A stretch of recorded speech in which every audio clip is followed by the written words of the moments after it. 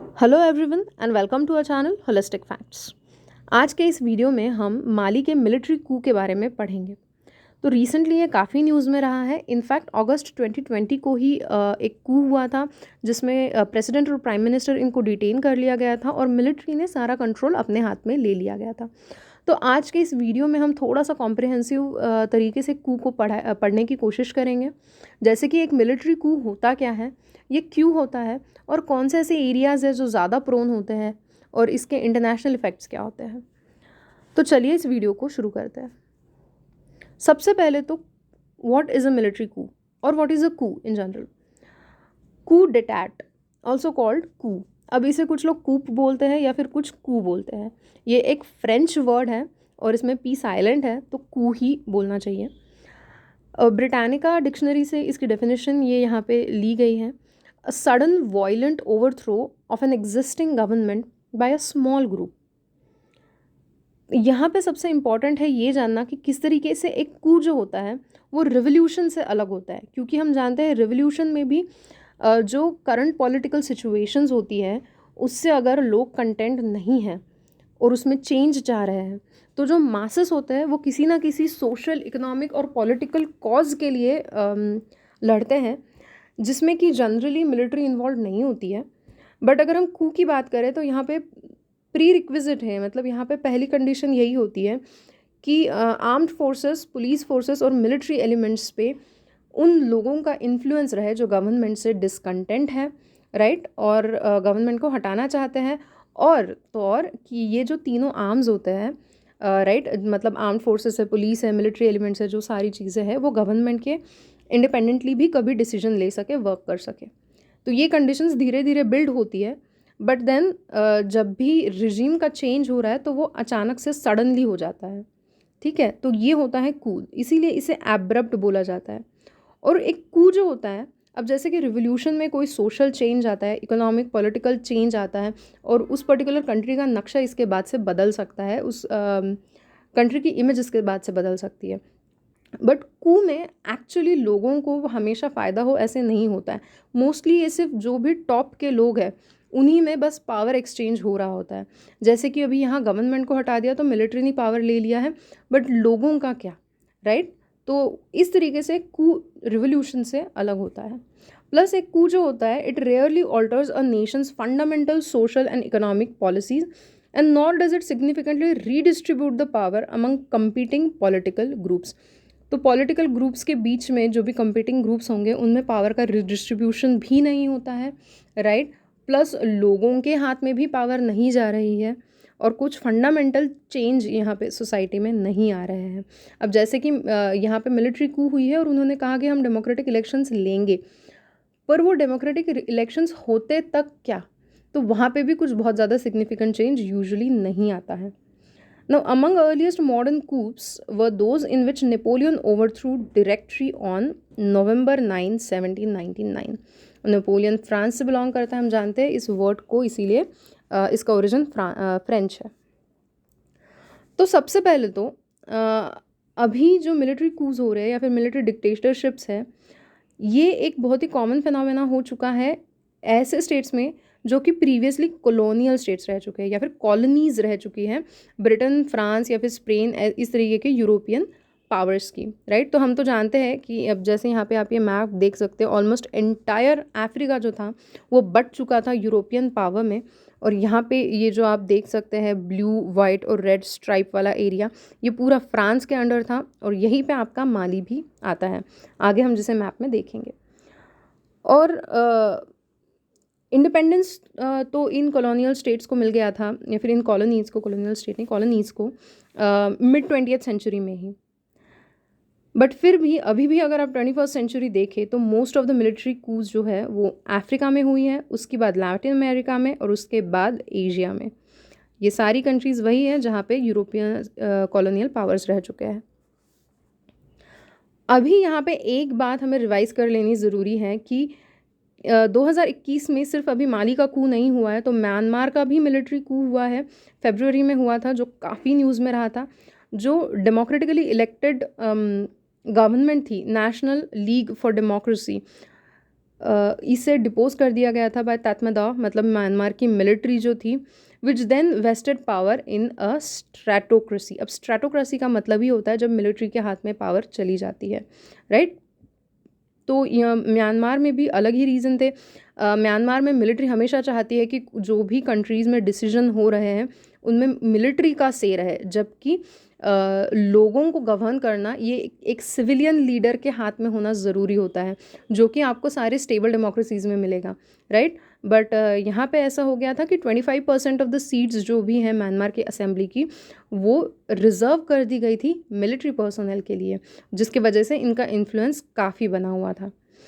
अब मिलिट्री ने यहाँ पे फिर क्या किया कि इलेक्शंस में बहुत ज़्यादा फ्रॉड्स हुए हैं ये बोल के स्टेट ऑफ इमरजेंसी डिक्लेयर कर दिया 1 साल के लिए। जो भी लीडर्स थे, जैसे कि आप यहाँ पे देख सकते हैं आंग सान सू की, और ये इनके मिलिट्री लीडर है वैसे तो, इन्होंने आंग सान सू की जो कि नोबेल पीस प्राइज़ की भी विनर रह चुकी हैं। हालांकि जो उन्हें रोहिंग्या का जो एथनिक क्लेंजिंग हो रहा था रोहिंग्यास का, उस समय पे वापस करना पड़ा था, but that is another issue. But इनको डिटेन कर लिया गया था और सारे टॉप लीडर्स को अभी डिटेंशन में ही रखा गया है। अभी हम आते हैं माली के तरफ। माली जो है वो वेस्ट अफ्रीका में आता है। इसकी कैपिटल है बमाको। ये है, आप देख सकते हैं, माली। ये one of the youngest country है अफ्रीका में, और रादर अफ्रीका में जो यंग कंट्रीज़ की लिस्ट है वो वर्ल्ड में यंगेस्ट कंट्रीज़ है, क्योंकि उनकी जो मीडियन एज है पॉपुलेशन की वो 15 से 16 के ही बीच में है, जैसे कि Niger, Uganda, Mali and Angola. और ये यहाँ पे माली की एज भी 15.8 ही है, वो हाइफन गलत जगह है। और माली अफ्रीका में 3rd largest producer of gold है, ये भी याद रखिए, ठीक है। ये कुछ बेसिक चीज़ें माली के बारे में याद रखने की। और अनदर फैक्ट इज़ दैट माली जो है वो जो एंशियंट मलायन एम्पायर है उसका हिस्सा रह चुका है। अब माली इतना ज़्यादा डिस्टेबलाइज्ड क्यों है? तो करंट जो कू है उसे समझने के लिए हमें ये देखना ज़रूरी है कि इसकी हिस्ट्री क्या है। तो शॉर्ट में हम इसे देखेंगे। 2012 में एक ट्यूरेग अपराइजिंग हुआ था, ठीक है, जिसके वजह से सामने आया था कि किस तरीके से बहुत ज़्यादा टेंशन्स हैं माली के नदर्न रीजन और सदर्न रीजन में। अब इसकी भी एक हिस्ट्री है। ये हुआ था इस वजह से क्योंकि फ्रेंच ने डिवाइड एंड रूल की स्ट्रैटेजी अप्लाई की थी यहाँ पे भी, जैसे कि बाकी कॉलोनियल पावर ने भी काफ़ी जगह पे की है, राइट। और मोस्ट ऑफ द टाइम जो भी फॉर्मर कॉलोनीज़ रह चुकी है, अभी उनमें अगर इस तरीके के डिस्प्यूट्स है कि कंट्री में 2 ग्रुप्स में डिविजन्स है या फिर कुछ डिस्प्यूट्स है या फिर कंट्रीज़ का पार्टीशन हो चुका है और वो कैओस में छूट गए हैं, जैसे कि इज़राइल पैलेस्टाइन है, हम इंडिया पाकिस्तान के भी इशू जानते हैं, ये मोस्टली कॉलोनियल लेगेसी ही है। फ्रांस ने क्या किया था इस समय पे कि फ्रांस ने डिसाइड किया कि जो वहाँ का रूलिंग क्लास है उसी को एक्सक्लूसिवली ऑलमोस्ट पढ़ाया जाए, उन्हें एजुकेट किया जाए, जो कि मेजॉरिटी सदर्नर्स थे, मतलब साउथ माली को बिलोंग करते थे, और जो नदर्न माली के लोग थे उन्हें इग्नोर कर दिया गया था। और जब माली को इंडिपेंडेंस मिल गया तो वहाँ पे क्या हुआ, जो कि रूलर्स रह चुके हैं पहले, अभी तो वो रूलर्स नहीं है, अभी वहाँ पे मोनार्की नहीं है, अभी आपको वहाँ पे डेमोक्रेसी चाहिए है, बट क्योंकि वो पहले रूरल्स रह चुके हैं, अभी एलिट क्लास कहलाते हैं, वो एजुकेटेड है, उन्हें चाहिए था एक वे कि किस तरीके से सत्ता उन्हीं के हाथ में रहे, जिसकी वजह से उन्होंने फ्रेंच लेगेसी को फॉलो किया, डिवाइड एंड रूल करते गए और जो भी नदर्न पार्ट है उसे इग्नोर करते गए और उसको सबॉर्डिनेशन में रखते गए, जिसकी वजह से ये जो कंटेम्प्ट है वो बढ़ता गया and then it broke out as a dispute. अभी रीसेंट रीजंस कुछ माली के मिलिट्री कू के क्या हैं। नॉर्थ रीजन में इतनी ज़्यादा इंस्टेबिलिटी और इतना ज़्यादा डिसकंटेंट होने के वजह से इंसर्जेंसीज़ के लिए वो एक अच्छी ज़मीन बन गई थी। तो जिहादिस्ट फाइटर्स जो थे, they have emerged as a threat across the central Mali over the past 4 years। पहले से भी ये हो रहा है बट अभी ये काफ़ी बढ़ गया है। एक्सट्रीमिस्ट ग्रुप्स जैसे कि अलकायदा, इनका प्रेजेंस यहाँ पे काफ़ी है। और जो अलकायदा थे, they first attempted to take over parts of the country's north at the beginning of the Tuareg rebellion in a bid to exploit a wave of chaos and disorder. मतलब क्या, तो बस उन्हें फ़ायदा लेना था कि किस तरीके से नॉर्थ और साउथ में डिवीजन थे, उसका फ़ायदा लेके कंट्री को ओवरटेक करना था, कंट्री के कुछ पार्ट्स को। बट फ्रांस ने इस समय पे इस पे इंटरवीन किया था ऑपरेशन सरवाल के अंडर। उन एक्सट्रीमिस्ट ग्रुप्स को आउट्स किया था। But number of jihadist group उसके बाद भी रीसर्फेस हुए, राइट, क्योंकि ये कॉन्स्टेंटली नहीं चल सकता है unless you have an total overhaul. तो ये होते गया और जो एक्सट्रीमिस्ट ग्रुप्स थे वो बढ़ते गए, और यही रीज़न है कि माली में जो सिक्योरिटी कंडीशंस है वो बहुत ही ख़राब है, जिसके वजह से सबसे बड़ा डिसकंटेंट पॉपुलेशन में है गवर्नमेंट को लेके। प्लस अभी अगस्त 2020 में क्या हुआ, तो ऑनगोइंग इंसर्जेंसीज तो थी ही, ठीक है, एक्सट्रीमिस्ट ग्रुप्स, अलकायदा जैसे ग्रुप्स का प्रेजेंस तो था ही, उसके ऊपर गवर्नमेंट करप्शन और कोविड-19 पैंडेमिक को इतनी ख़राब तरीके से फॉलो किया गया था और इकोनॉमी इस तरीके से क्रैश कर रही थी कि वहाँ पे मिलिट्री ने फाइनली डिसाइड किया और गवर्नमेंट का टेक ओवर किया। और इस समय पे भी पॉपुलेशन जो थी मैक्सिमम वहाँ पे खुश हो गए थे, क्योंकि उन्हें वो रजीम नहीं चाहिए था। फिर क्या हुआ कि इंटरनेशनल प्रेशर के अंडर मिलिट्री ने वहाँ पे पीएम और एक प्रेसिडेंट को अपॉइंट कर दिया था, ठीक है, प्रेसिडेंट बहान दौ एंड प्राइम मिनिस्टर मुख्तार वाने, राइट। बट इन्होंने भी सेम चीज़ें की, ये भी करप्शन में फंस गए। प्लस अभी इमीडिएट रीज़न भी यही रहा है कि गवर्नमेंट के कुछ पोजीशंस को, मिलिट्री के कुछ पोजीशंस को उन्होंने रीशफल कर दिया विदाउट कंसल्टिंग द मिलिट्री, और इसके वजह से अब फिर से इन्हें डिटेन कर लिया गया है। और फिर उन्होंने बोला है कि मिलिट्री ने बोला है कि होंगे इलेक्शंस होंगे। अब ये तो यहाँ से पता चल रहा है हमें कि कॉन्स्टेंटली ये चीज़ें हो रही है, और ये सिर्फ माली नहीं है, अफ्रीका के काफ़ी कंट्रीज़ है जहाँ पे इस तरीके की चीज़ें बार बार होती रहती है, राइट, जैसे कि DRC है या फिर बुरुंडी है। अब इंटरनेशनल एफर्ट्स या फिर रीजनल एफर्ट्स क्या है ऐसी चीज़ों को स्टेबलाइज करने के लिए, तो स्पेसिफिकली माली के बारे में अगर हम देखें तो इकोवॉस, जो कि West African regional economic community है, इन्होंने ट्राई किया था twice to intervene between protesters and government, only twice दो। ये वैसे तो मेजरली एक इकोनॉमिक कोएलिशन है और इसलिए इनका पीस एंड सिक्योरिटी फंक्शन जो है वो लार्जली एब्सेंट है, जिनके वजह से एक वैक्यूम क्रिएट हो जाती है जिसे फ्रांस, यूरोपियन यूनियन और US फील करते हैं। अब ये भी आप IR के पॉइंट ऑफ व्यू से एक बार याद रखिए कि जो भी डेवलप्ड कंट्रीज़ है, राइट, जो भी फॉर्मल इम्पीरियल पावर्स है, वो हमेशा इस तरीके के एजेंडाज अपने हाथ में लेती हैं कि हर जगह पर डेमोक्रेसी होनी चाहिए, दीज आर प्रो डेमोक्रेसी, और इसके लिए अगर इंटरवेंशन भी करना पड़े तो ये हमेशा आगे होते हैं। जैसे कि आप जानते हैं कि US के जो भी मिलिट्री बेसिस है, एटलीस्ट 500 मिलिट्री बेसिस है US के ऑलरेडी आज की तारीख में, जो कि US के बाहर है, ठीक है। And same is the case with France, 500 भले ही नहीं है but it has a lot of military bases mainly in Africa. उसके बाद एक रीजनल ग्रुप है वहाँ पे, द G5 साहिल। अब ये एक इम्पॉर्टेंट टर्म है यहाँ पे, साहिल। साहिल ये एक ऐसा रीजन है, it is a semi arid region of Africa जो सेपरेट करता है Sahara desert in the north को and tropical savannas of the south को। एक बार हम इसे मैप पे भी देख लेंगे, भले ही अब ये पॉलिटिकल मैप है, आप ये समझ सकते हैं सहारा डेजर्ट जो है वो अफ्रीका के नदर्न एरिया में आता है, राइट। अब नदर्न एरिया अगर आप देखें तो ये इस तरीके से कुछ सहारा डेजर्ट आ जाता है, और फिर ये बीच का एरिया अगर हम देखें नीचे का, ये तो ये है साहिल का एरिया, राइट। तो ये एक ट्रांजिशनिंग एरिया, और फिर यहाँ पे आते हैं सवानास, ट्रॉपिकल सवानास, जो कि थोड़े ज़्यादा उपजाऊ होते हैं। तो अब डेजर्ट में तो हम जानते हैं कुछ भी नहीं हो पाता है, और मैक्सिमम डेजर्ट रीजन्स जो है वहीं पे सबसे ज़्यादा पॉवर्टी वगैरह आपको मिलेगी। तो माली का भी जो नदर्न एरिया है वो डेजर्ट रीजन में आता है, और जो सदर्न एरिया है वो साहिल के रीजन में आता है, जहाँ पे ज़्यादा अपॉर्चुनिटीज़ प्रेजेंट होती है, राइट। तो ये है साहिल। तो साहिल का G5 मतलब 5 ग्रुप का एक ब्लॉक है, ठीक है, जो साहिल में प्रेजेंट है कंट्रीज़ वैसे, जिनमें मॉरिटानिया है, Mali, Niger, Burkina Faso and Chad. और ये एक एड हॉक रीजनल कोएलिशन है, दिस इज़ नॉट परमानेंट, ये एक स्पेसिफिक पर्पस के लिए बनाया गया है, which is to combat violent extremism. मतलब जो भी एक्सट्रीमिस्ट ग्रुप है जैसे कि जिहादिस्ट ग्रुप या फिर अलकायदा जैसे ग्रुप्स, इनको फाइट करने के लिए ही बस ये बनाया गया था। बट इनके पास भी इनफ फंडिंग नहीं है, इनफ सपोर्ट नहीं है, और जिसके वजह से ये भी कम्प्लीटली एक्टिव नहीं रह पाते हैं, राइट। उसके बाद अभी 2012 से अगर हम देखें, क्योंकि 2012 में अभी रिसेंटली अगर हम देखें तो बड़ा कू की अटेम्प्ट हुआ था, और फिर फाइनली 2022 में भी एक कू हुआ। तो दोनों government and international partners specially France and EU have invested in the security services to improve their effectiveness against extremist.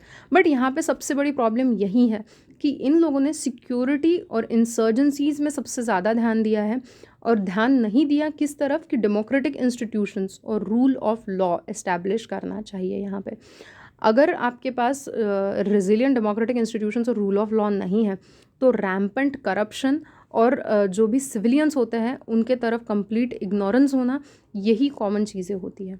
तो अगर लॉन्ग टर्म में पीस चाहिए है तो इस तरीके के बेसिक सिचुएशंस को आपको चेंज करना ज़रूरी है। और माली का ये करंट क्राइसिस आपको बताता है कि कितना इम्पॉर्टेंट होता है रूल ऑफ लॉ और गवर्नेंस में इन्वेस्ट करना in time of peace and during conflict. Democratic institution यानी कि गवर्नमेंट, यानी कि इलेक्टेड गवर्नमेंट का किस तरीके से वर्किंग हो, कॉन्स्टिट्यूशन कैसा हो और उसे फॉलो कैसे किया जाए, राइट। इन चीज़ों को और रादर फॉलो किया जाए उसको तो इन चीज़ों पे आपको इन्वेस्ट करना ज़्यादा ज़रूरी है रादर दैन एक्सटर्नल चीज़ें। इंसर्जेंसी की तो आप कॉन्स्टेंटली फ़ाइट करते रहेंगे, वो नए से आएंगे, आप फिर से फ़ाइट करेंगे। बट अगर इंटरनल स्ट्रेंथ है तो लोग और गवर्नमेंट दोनों के, लोग गवर्नमेंट और मिलिट्री भी रादर, तो इन तीनों के इंटरकनेक्शन के वजह से असर्टिवनेस आता है जिसके वजह से ये चीज़ें जड़ से मिटाई जा सकती हैं। और अगर गवर्नमेंट खुद क्राइसिस में है तो it is too difficult to try to construct a social contract, right. अब कूज के बारे में अगर हमने देख ही लिया है तो हम देखते हैं कि इंडिया में क्या केस है। रादर इंडिया का एग्जाम्पल लेके हम ये समझेंगे कि किस तरीके से सारे ही जो अर्स्टवाइल कॉलोनीज़ थी उसमें ऐसी सिचुएशन नहीं है। तो क्या इंडिया में कभी मिलिट्री कू हुआ है? तो इंडिया में कभी भी मिलिट्री डिक्टेटरशिप नहीं आई है, जबकि पाकिस्तान और बांग्लादेश दोनों ही कंट्रीज़ में मिलिट्री कूज हो चुकी है जो कि सेम ब्रिटिश एम्पायर से बॉर्न हुए हैं जहाँ से इंडिया बॉर्न हुआ है, राइट। तो ऐसा क्यों हुआ? पहली बात तो काफ़ी एक्सपर्ट्स प्रेडिक्ट करते हैं, रादर करंट सिचुएशन से हम खुद ये समझ भी सकते हैं कि मिलिट्री डिक्टेटरशिप इंडिया में आना अभी तो पॉसिबल नहीं है, वो कभी नहीं आएगी। पर क्या इंडिपेंडेंस के इमीडिएटली बाद भी सेम सिचुएशन थी जब ऑलरेडी इंस्टेबिलिटी थी पाकिस्तान में, अफ़गानिस्तान जैसे कंट्री में? तो बात ऐसी थी कि हमने एक बहुत स्ट्रॉन्ग, पहली बात तो पॉलिटिकल कनेक्शन वाली पार्टी को इनहेरिट किया था इंडिपेंडेंट इंडिया में, जिसने आगे चल के गवर्नमेंट बनाई थी। तो अर्स्टवाइल कांग्रेस जो थी उसका मासेस के साथ काफ़ी कांटेक्ट था, राइट। लोगों का उसको सपोर्ट था क्योंकि वो इंडिपेंडेंस के स्ट्रगल में सबसे बड़ी पार्टी थी। और दूसरी बात, हमारी मिलिट्री काफ़ी डिसिप्लिन्ड थी और मिलिट्री और सिविलियंस इनका कांटेक्ट हमेशा मिनिमल रहता था और मिलिट्री को कंट्रोल करने वाला हमेशा एक सिविलियन लीडर रहता था, राइट। तो और ये एक्चुअली लेगेसी है जो हमने ब्रिटिश से ही फॉलो की है, क्योंकि जब 1857 का उठाव हो गया था, राइट, उस समय पे उसके बाद, उस उठाव को दबाने के बाद ब्रिटेन ने ये कोशिश की थी, ब्रिटिश गवर्नमेंट ने ये कोशिश की थी कि मिनिमम कांटेक्ट हो मिलिट्री में और सिविलियंस में। तो ये तो हो गया दो बेसिक रीजंस, बट और भी काफ़ी रीजंस हैं, ठीक है। जिस तरीके के कंडीशंस हैं इंडिया में उन्हें देखने होंगे तो आई विल ट्राई कि मैं एक आध और वीडियो बना दूं, क्योंकि इसमें उसे इंक्लूड करना विल नॉट बी गुड। एक छोटा सा फैक्ट यहाँ पे बस देख लेते हैं। द कूप डिटैट ऑफ यनाउन, मतलब यनम। अब आप जानते हैं कि जो हमारी यूनियन टेरिटरी ऑफ पुदुचेरी है वो 4 जगहों में बटी हुई है, राइट। माहे है, कराईकल है, पुदुचेरी है और यनम है, और ये केरला, तमिलनाडु और आंध्र प्रदेश में सिचुएटेड है। अब इनमें पहले तो फ्रांस की ही सत्ता थी, इंडिपेंडेंस मिल जाने के बाद भी इस जगहों पे फ्रांस की ही सत्ता थी, और धीरे धीरे इंडिया ने फ्रांस गवर्नमेंट के साथ फाइट करके इन्हें इंडिपेंडेंट करा के इंडियन टेरिटरी में जोड़ा था। तो उसी समय पे 1954 में जब इंडिया और फ्रांस में निगोशिएशंस चल रहे थे, उस समय पे यहाँ की पॉपुलेशन जो थी वो काफ़ी डिसकंटेंट थी और इन्होंने कोशिश की थी कू की, पर ये एक पॉलिटिकल कू था, ठीक है, और उन्हें बस गवर्नमेंट में चेंज चाहिए था। But it was tense, but ultimately non legal इसे दबा दिया गया था और there was no bloodshed, और rather after this people were quite content after getting the status of union territory and being in the territory of India. तो ये था मिलिट्री कूज के बारे में। अनगिनत कूज हो चुके हैं ठीक है। अब तक अगर हम मॉडर्न हिस्ट्री में देखते हैं तो काफ़ी ज़्यादा इनका इफ़ेक्ट पड़ता है सोसाइटीज़ पे। सोसाइटीज़ बिल्ड करना बहुत ज़्यादा मुश्किल हो जाता है अगर एक रेजिलिएंट डेमोक्रेसी नहीं रहे तो सबसे पहले बात सर्वाइवल और गवर्नेंस की आती है। उसके बाद ही तो ना आप एजुकेशन में ध्यान दे पाओगे, हंगर प्रॉब्लम पे ध्यान दे पाओगे, राइट। सो एक कंट्री में स्टेबिलिटी होना, पॉलिटिकल स्टेबिलिटी होना कितनी ज़्यादा ज़रूरी है, ये हमें इससे दिखाई पड़ता है। तो आज के वीडियो में बस इतना ही। ऐसे ही इन्फॉर्मेटिव वीडियोस देखने के लिए please like, share and subscribe to our channel holistic facts. Thank you.